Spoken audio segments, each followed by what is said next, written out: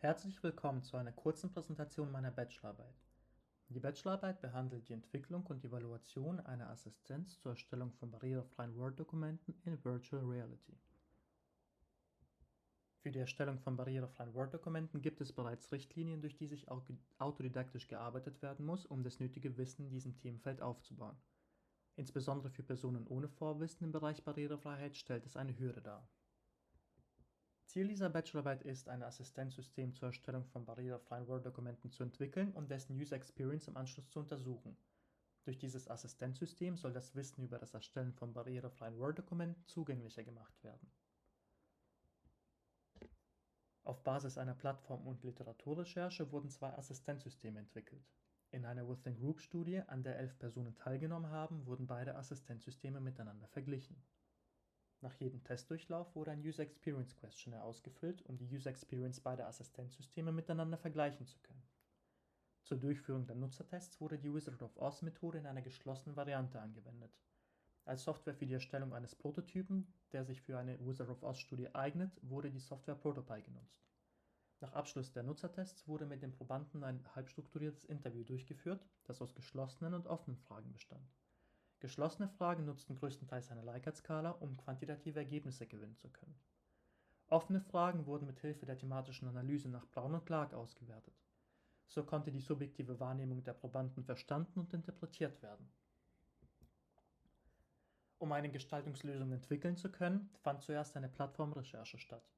Hier wurden die Fragen geklärt: Was ist die Apple Vision Pro? Wie funktioniert die Apple Vision Pro und wie kann mit dieser interagiert werden?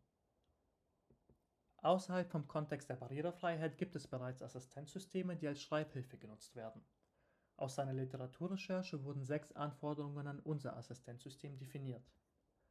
Auf Grundlage der Plattformrecherche und der definierten Anforderungen wurden 2 Assistenzsysteme entwickelt. Ein textbasierter Assistent, der Hinweise schriftlich im Sichtfeld anzeigt und eine Benutzeroberfläche zur Interaktion bietet.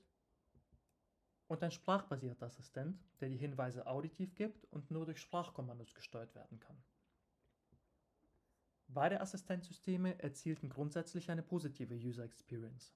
Der textbasierte Assistent überzeugte durch seine pragmatische Qualität und der sprachbasierte Assistent durch seine hedonische Qualität. Betrachtet man Mixed Reality als Lernumgebung, so wurde als Vorteil aufgeführt, dass man den ganzen Raum als Lern- und Arbeitsumgebung nutzen kann. Demgegenüber wurden jedoch mehrere Nachteile genannt, zum Beispiel das Auftreten von Übelkeit, der geringe Tragekomfort durch das hohe Gewicht oder dass die Apple Vision Pro für Personen mit Fehlsichtigkeit nicht gleichermaßen zugänglich ist, dass spezielle Korrekturlinsen benötigt werden, weil das Tragen einer Brille während der Nutzung nicht möglich ist. Betrachtet man den Lerneffekt, so haben Probanden mit geringem Vorwissen ihr subjektives Lernempfinden höher bewertet als Personen, die schon viel Vorwissen mitbrachten. Das lässt auf einen kurzfristigen Lerneffekt hinweisen.